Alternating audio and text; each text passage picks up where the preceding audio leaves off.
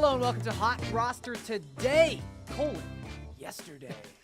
Cam Stewart, Gary Thorne. Cam, I love how every Hot Roster Today episode sounds like a Rambo movie. It we have the subtitles that are usually way too long. This one's nice and brief. Yesterday. Yesterday. Exactly. I like that. Hot Roster Today, yesterday, where of course we're breaking down all the action from Week 7 of the fantasy football season. And also in our last block, as we do, we will break down the one hockey card available to you tonight on HotRoster.com. But football first with the Big Four, Cam, and our top story.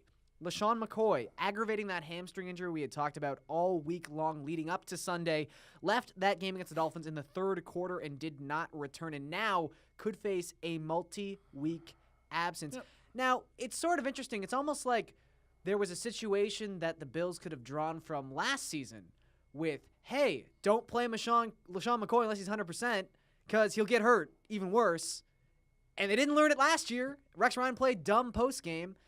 I mean, it's a really weird situation, but if McCoy is out, and we talked about this a lot last week, does Gillislee become a must-start next week? Oh, yeah, he becomes a must-start. I know it's against New England, but back to the Bills coaching situation. Are you guys morons? Like, this is not even a college mistake. Yeah. You're an NFL coach. You have a running back with a history of injuries. You know he's been your meal ticket this year. He's been absolutely fantastic, yet you're playing him against Miami with some of the guys they have on that D. It's absolutely stupid. All you had to do was not play him. Gillislee was fine. He was averaging over 5 yards a carry, Garion, and then they come out, and then the guy gets hurt again. Honestly, this is the type of thing that Rex Ryan does, and it's an absolute moron move. You want to risk a season where actually Tyrod Taylor's looking better on the long ball. He ran for a touchdown. You know what I mean? That loss to the Dolphins, sure, the Bills are in that game the whole time, but this is classic Buffalo, and it's a huge mistake, and Rex Ryan is just that type of guy. He's just like, yeah, whatever, screw it. Well, no, don't screw it. Use your head. McCoy has been fantastic this year. So just start Gillislee. If we're coaching, we start Gillislee. And their line, too, has been so good to this point in the season. Yes. I mean, coming into that game, Buffalo had led the league 4.3 yards before contact. That's fantastic. On rushing plays. At that point, it doesn't matter who your running back is. Mm-hmm. Like, it's just, like, I'll go Tecmo Super Bowl here, RB Bills. Yep. You don't need it to be LeSean McCoy. It could have been Mike Gillislee, who, as we talked about, 25 touches so far this season, averaging 6.5 yards per touch. 22 carries, 3 receptions. So I think that Gillislee, as you mentioned, not ideal spot here against New England. Like, they have a good run D so far this season. It could be a situation where in a game script sense, like New England gets out to a big lead. Maybe they don't run the ball as much with Gillislee. And maybe Reggie Bush gets involved in the passing game, something like that. But the one thing specific about Week 8 as well is it's a big bye week. Yes, I know. A lot of teams are 6 teams off. on bye. Exactly. So, like Jay Ajayi, Terrence West, Le'Veon Bell, Todd Gurley, Carlos Hyde. Like, there's a very good chance if you picked up Gillislee, you're probably going to have to start him. So, I think that's the situation you're dealing with. And I mentioned Jay Ajayi, Cam.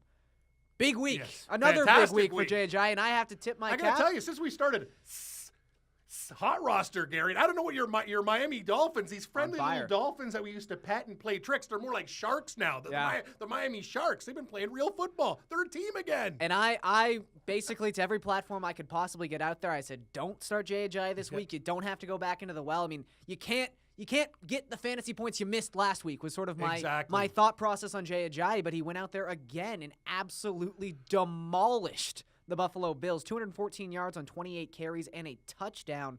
He becomes just the 4th running back in NFL history, Cam, to have consecutive 200-yard weeks, joining Earl Campbell, like legends, O.J. Simpson, and Ricky Williams. And then you have Ajayi. And Jay Ajayi now. Jay Ajayi. Now, you're a college guy, Cam, and you am. can speak to this a little bit, but Ajayi coming out of school, and as a Dolphins fan, I remember being very excited when they nabbed this guy in the 4th round because the talent was always there. That wasn't the question.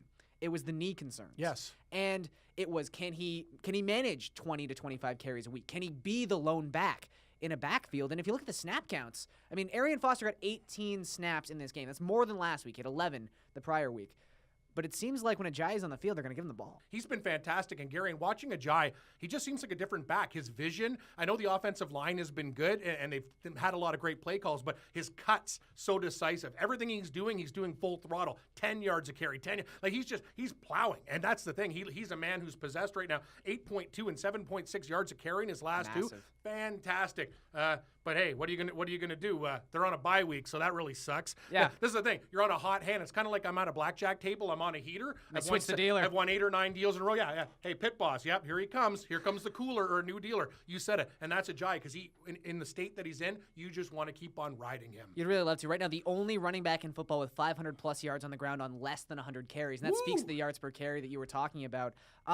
And you mentioned it, too. I will say this isn't just a case of Ajayi. It's the Miami Dolphins O-line has played very well in a run-blocking capacity so far this season. Against pretty good defenses, too, Gary. Yeah. These are top 15 defenses he both did. They really were. And then entering Week 7, so they don't have the numbers yet for Week 7, but entering Week 7, Miami's O-line was already 7th run blocking by DVOA. I'm sure that number is going to go up after that performance. And you look at just the guys who are out there right now. There was a lot made of the sort of narrative of Adam Gase coming in and saying, hey, we're gonna cut you if you're not performing. Exactly. And he cut 2 offensive linemen. The sub-story to that was Mike Pouncey was coming back, who's their Pro Bowl center. Exactly. So Pouncey comes back. Laramie Tunsil's played really well, a guy who slipped to them at 14 when he probably shouldn't have. Nope. So they got the pieces just there. because of a mask, right? Yeah, basically. They've got 4 first-round offensive linemen. And they're playing like it. And they're playing like it right now. So I think it's a good situation for Ajayi. As you said, unfortunate, he's on a bye this week, but he will be back Week 9. Now let's talk about Jamal Charles, who was not nearly on the field as much as Jay Ajayi. In this segment, the Hot 4, I have McCoy, Ajayi, and Charles on my big fantasy team, and it's driving me nuts. Well, you can maybe speak to then the emotional turmoil of having a fantastic matchup against the New Orleans Saints and only playing 2 snaps in that game. It came out before the game. Jay Glazer had reported that there was sort of re-swelling in those knees, and that might mean he wouldn't dress. Did dress. Was on the 53-man roster, and I said played 2 snaps, but only had 1 carry, was not involved in the passing game at all. Spencer Ware's the thing about Spencer Ware, he's got 153 yards total offense and 131. So we're looking at 284 the last couple games. He's doing everything. Yeah. He's taking Charles' role, catching the ball, running the ball, doing it all. And I'll tell you something, I hate to say this, we talk about running backs' life.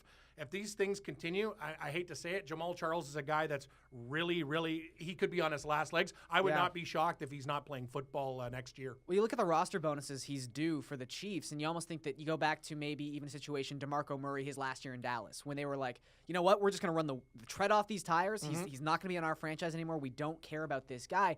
Maybe we get into a situation where Charles gets healthy enough and is 100%, and then the Chiefs go, you know what, we don't care about the knees anymore. But just as get a out there and fantasy owner, play. Gary, it's going to be hard to use him because we don't know when he's going to have exactly. that So hot I think week, right? I think you have to hold on to him. Yeah. He's got no trade value right now, so don't try and trade him. And trading him at a low point. So hold on to him. Hope he gains value at some point. But as you mentioned, Spencer Ware, the way he's playing right now, the Chiefs don't need to do anything else. Exactly. Like 5.2 yards per carry, 15 receptions. He had the fumble issues, but he hasn't fumbled in his last 2 games. So right now, if it ain't broke, don't fix it. I agree. And I think they're not going to fix it. Also, get Indy and Jacksonville the next 2 weeks. Those are juicy positive.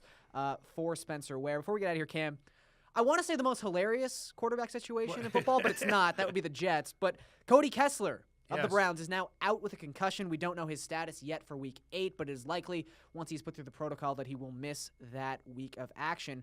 So now we're in a situation where Kevin Hogan, undrafted free agent out of Stanford, rushing, Garion. It seemed like the only thing that worked in that contest was the read option. And then in the second half, as NFL teams do, they figured out the read option. So, and the 2 picks. Yeah, so I feel like Kevin Hogan, probably not a whole lot of fantasy value heading into Week 8, but Josh McCown might play. Didn't practice all of last week. Seems like the Browns are maybe holding him back a little bit with that collarbone injury. Can you really? But Gary, you know what the crazy thing is? Other than an A.J. Green Hail Mary catch at halftime, they would only won the game by like 7 points. Cleveland is hanging around, and they're doing it with like a horrible quarterback situation. A guy who passes for 100 and rushes for 104 with 2 picks. I mean, I don't know. I gotta believe, and you know football, Gary. Is McCown the best option? Yeah. I think out of them all. I think hands down, like he's a guy that actually I think Cleveland can compete. If they're competing with these guys, I think McCown he can actually do some damage. Yeah, and from a fantasy perspective too, I think McCown's the one who brings these guys the most value. Yeah, like him and Gary Barnidge had a thing going for a while. Barnidge has a thing. I mean, if Corey Coleman comes back, I mean he had his one good game with McCown. Like I think there's a situation where McCown still makes these guys sort of fantasy relevant. But if you're asking me between a concussed Cody Kessler and Kevin Hogan, like I wouldn't be playing my Browns players at all in that sense. I mean, Pryor's a must play if he's healthy, but like other than that, stay away. Just want to avoid the situation entirely. Okay, so Cam, when we come back, we're talking hot roster yesterday, which means we're actually going to go into a card that was available to you yesterday, Week 7 Sunday, and see if we were right or wrong on some of these quarterback debates. So Cam and I'll break that down when we come back in the show.